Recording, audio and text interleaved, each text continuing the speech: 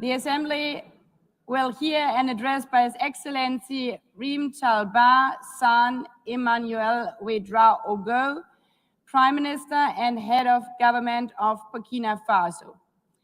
I request protocol to escort His Excellency and invite him to address the Assembly.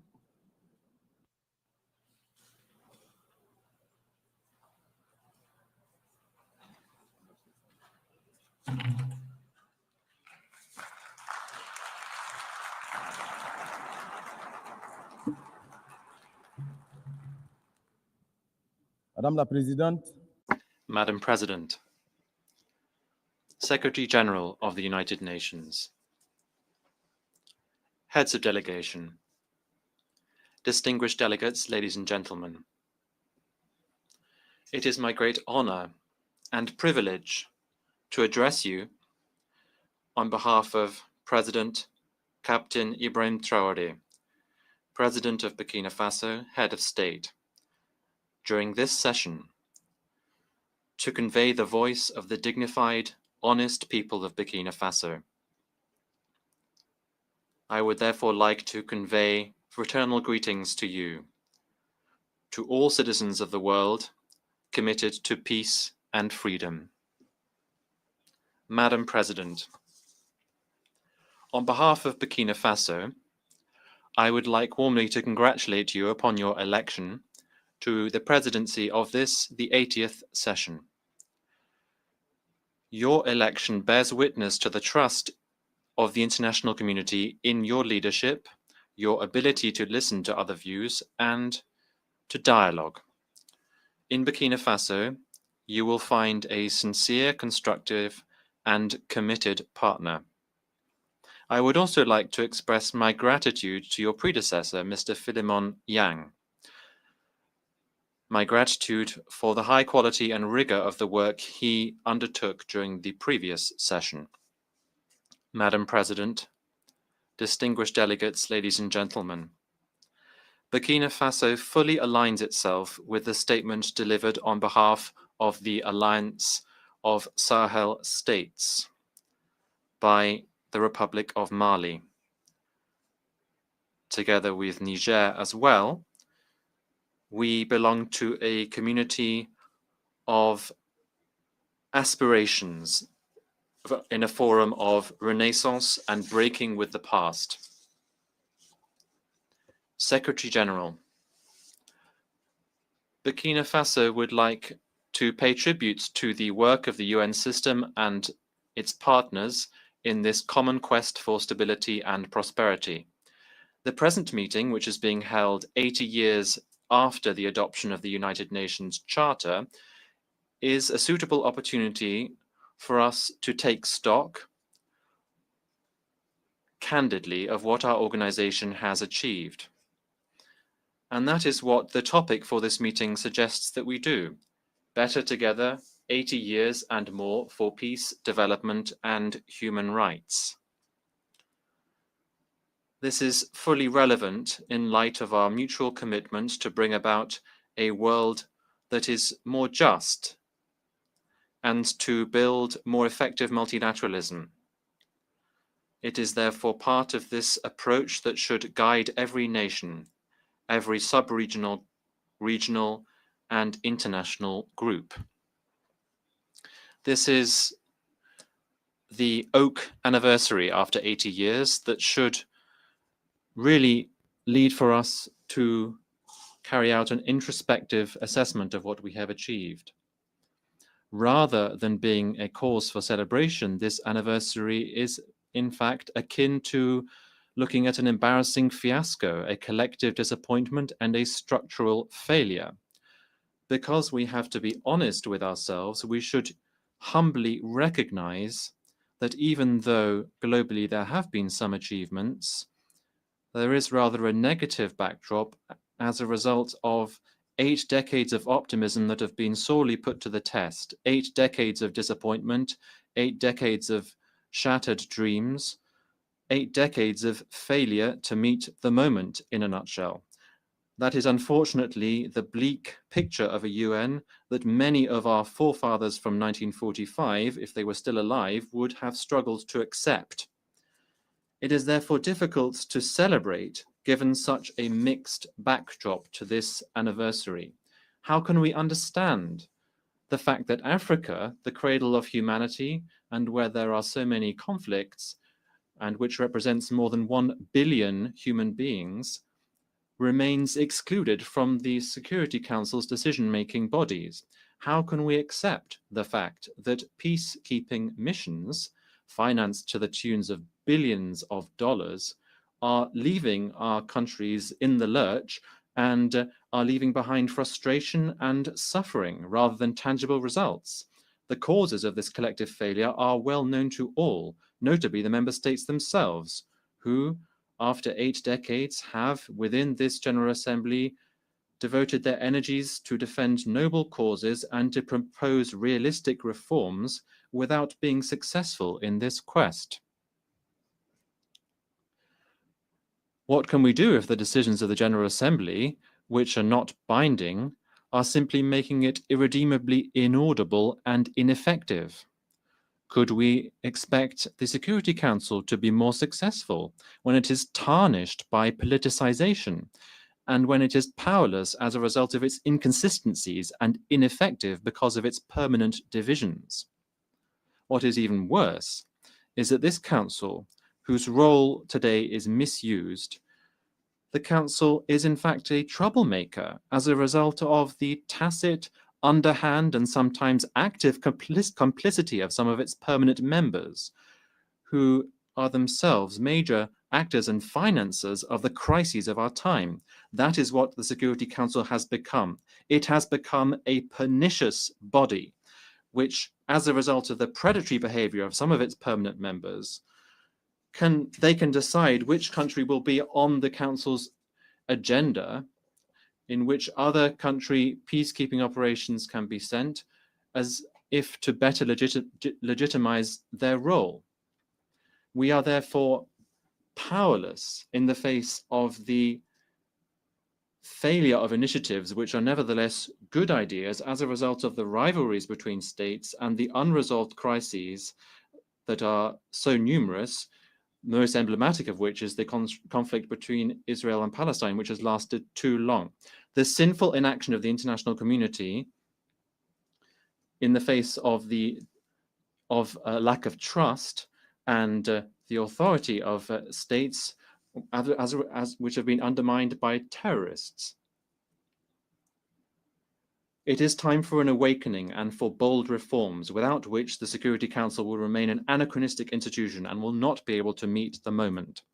Ladies and gentlemen, in a world that is changing rapidly as a result of rapid digital change and the persistence of geopolitical tensions, it is critical that we reconsider our economic development strategies. International trade can no longer be conceived through rigid schemas and imbalanced models that have been imposed upon us. Rather, it should be focused on strengthening economic autonomy, local use of resources, and promoting genuine social justice. It has been recognized today that lasting prosperity involves proactive industrialization policies, maximizing the value of raw materials and creating decent jobs, notably for young people. That is why we urgently need to break with the cycle of dependence on the export of raw materials. This is a model that increases our vulnerability and is a permanent brake on our emergence. In Burkina Faso, presidential initiatives bear witness to this determination to build a productive, inclusive, and resilient economy, which can bring new horizons for our citizens. That is why my country reaffirms its commitment to building a fairer multilateral trade system based on international solidarity and making the most of scientific progress, technological advancement, and innovation, which are genuine levers for shared, lasting development. Madam President, Like other nations in the Sahel, my country is going through one of the most testing times in its history. For almost a decade now, Burkina Faso has been attacked by terrorists supported by dark forces. These groups are coveting our resources. They are trying to shatter our sovereignty and impose the law of chaos. But rather than resigning ourselves to this fate, we have chosen to stand up with dignity and resistance under the leadership of our president, Captain Ibrahim Traoré. We decided to take our destiny in our own hands by mobilizing our defense and security forces, supported by volunteers for defending the fatherland, who are genuine heroes, by building up the Patriotic Support Fund, which is fueled by our citizens' voluntary contributions and contributions from our diaspora and friends of our country throughout the world. Since 2023, this fund has collected more than 413 billion CFA francs, which is startling proof of the patriotic spirit and unity of our people.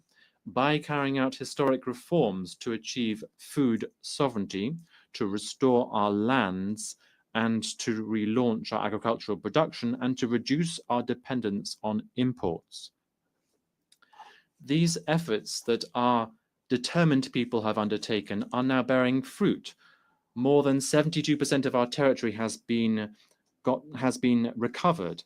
Thousands of internally displaced people are going back home. Schools are reopening and social services are now resuming. Burkina Faso is thus showing that a united people can overcome even the toughest challenges.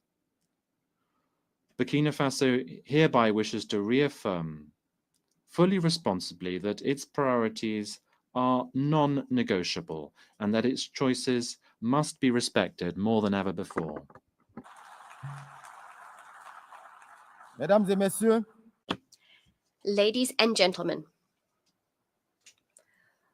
our activities are aligned with the virtues of solidarity and unity. We are deeply convinced that a people brought together around a common ideal can achieve great things. The efforts undertaken by our fellow citizens within the country and in the diaspora, as well as their enthusiastic commitment to the momentum we've created, reaffirm that we've made the right choice, and this under the leadership of Comrade President of Burkina Faso, Ibrahim Traoré. The enthusiasm carried by the Patriotic Support Fund and the presidential initiative Faso is an excellent illustration of this. Established in 2023 in support of the Action Plan for Stabilization and Development, the Patriotic Support Fund aims to mobilize additional national resources, endogenous resources, so as to build our defense and strategic investment capacity. This fund has secured large-scale backing both within the country and in the diaspora. Madam President, the methodical pursuit of our reforms has meant that today we've made significant headway on economic governance. We have better control over public spending, we've optimized management of the state's human resources, we've streamlined institutional spending, and our debt levels are viable. These efforts can also be seen in a more equitable distribution of our national wealth, ensuring that the vast resources we have in Burkina Faso fully benefit our citizens, benefit our prosperity, instead of flowing to external interests or the representatives thereon within the country. Despite the difficulties inherent in the security and humanitarian crisis, the government has taken action across all sectors of socio-economic development, and this has brought noteworthy successes. Ladies and gentlemen, this is why we are astonished by the condescending stance of certain UN agencies who feel it within their rights to meddle in our national debate using biased narratives which are divorced from the reality on the ground. We unequivocally reject the report entitled Children and Armed Conflict in Burkina Faso, which is peppered with counter-truths and the very title of which demonstrates semantic manipulation. I would like to use this opportunity to commend the courage of our combatants and to pay tribute to military and civilian martyrs who honorably gave their lives in defense of our sovereignty. Madam President, we've always stated that terrorism is being used as a pretext, a convenient pretext, for certain states to pillage African resources. Thus, our countries are being confronted with terrorism. These terrorists being the troops of predatory foreign armies. Some states are no longer hiding this fact. They are publicly proclaiming their support provided to these criminals. A case in point is France. The Macron regime's public media, in addition to the daily disinformation it offers, has become a mouthpiece for the communication of these criminals, perpetrators of cowardly, barbaric attacks committed against our peaceable citizens.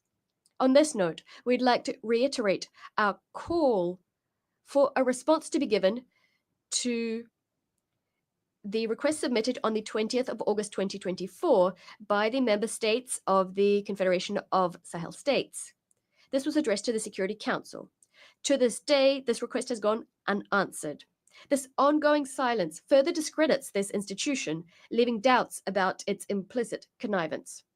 What's even more concerning is the fact that some members of the Security Council are continuing to trample over Resolution 1373, which is actually binding.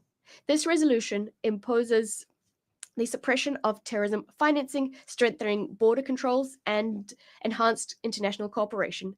In the Sahel, we've taken note of this reality. As a result, we've adapted our security arrangements to the reality on the ground, in addition to revising our modalities of cooperation with certain countries. Madam President, we remain convinced that the United Nations should be the framework for dialogue and cooperation. But what we're calling for is a renewed partnership underpinned by mutual respect, equality, and genuine solidarity. Ladies and gentlemen, confronted with common threats and external interference, Burkina Faso, Mali, and Niger have pooled our forces so as to establish the Confederation of Sahel States. The ASS is not a retreat, it's not a way of turning inwards, not at all. It is us asserting that we have the right to determine what happens to us, to pinpoint our own priorities, and to craft regional cooperation that exclusively serves our people. This choice is a matter of dignity. We are refusing a system whereby our countries were all too often used as a territory for the maneuvering by foreign players in pursuit of foreign agendas. It is our willingness to be the agents of our history, to write ourselves the future our children will live out. The ASS is in keeping with the fight of Pan-African figures such as Thomas Sankara, Patrice Lumumba, and Kwame Nkrumah. Today, a new generation of leaders is taking up the baton. Firmly convinced, and this conviction brimming with inspiration, the inspiration given by the father of the August 1983 revolution, the idea that only struggle liberates. Madam President, Africa, for 80 years now, has sought to claim its legitimate place on the Security Council. It is high time to deeply reform our organization. Specifically, what we need is to introduce a bold Security Council reform, granting Africa a permanent seat on the Council. We must also improve resource management to make the United Nations more effective, to bring it closer to the people it claims to serve. We must also staunchly address the structural causes of international injustice, whether that be terrorism that's been instrumentalized by some, the embargo on Cuba, sanctions against Venezuela, Russia, Nicaragua, inter alia, and the Israeli-Palestinian conflict, the impasse that surrounds it. There's also the role to be played by China in our future. There is also the specific case of the Bolivarian Republic of Venezuela. We'd like to reiterate our unswerving support to the Venezuelan people, which for decades has suffered campaigns of isolation, illegal sanctions, and constant provocations. faced with this flagrant interference in the sovereign affairs of this nation and this economic attack, which has disastrous humanitarian consequences, we'd like to express our solidarity with this country, Venezuela. Venezuela, which is resisting with dignity so as to maintain its right to craft its own destiny, free from ultimatums and foreign diktats. We appeal to reason and to diplomacy to end all hostile actions directed against Venezuela. Mr. Secretary General, I would now like to address you. It is high time for our organization to change paradigms, because today the United Nations finds itself in the same situation as the defunct League of Nations.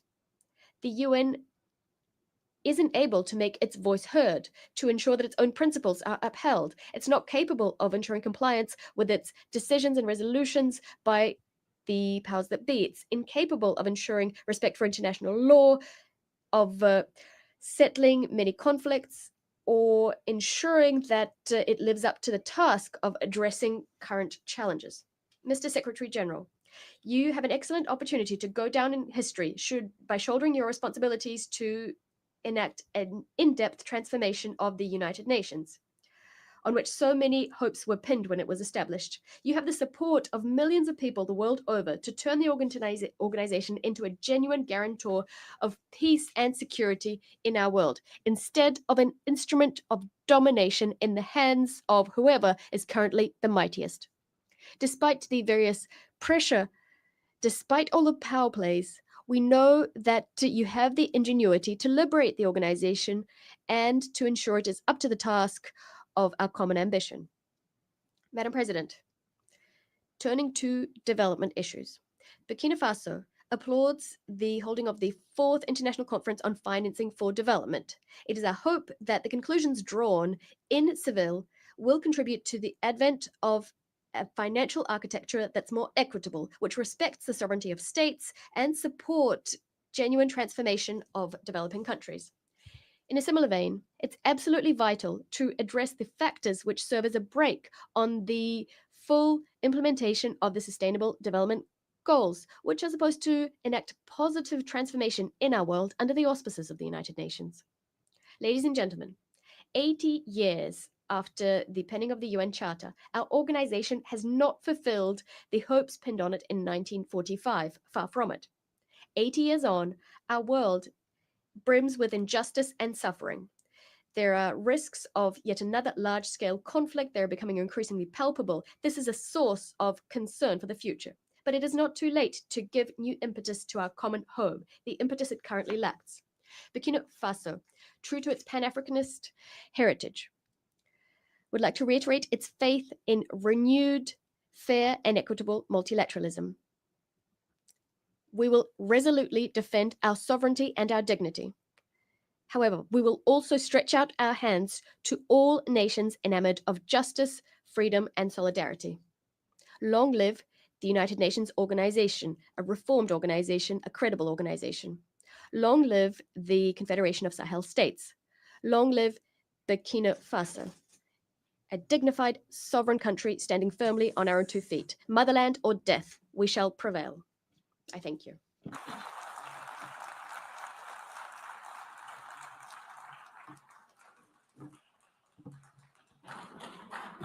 On behalf of the Assembly, I wish to thank the Prime Minister and Head of Government of Burkina Faso.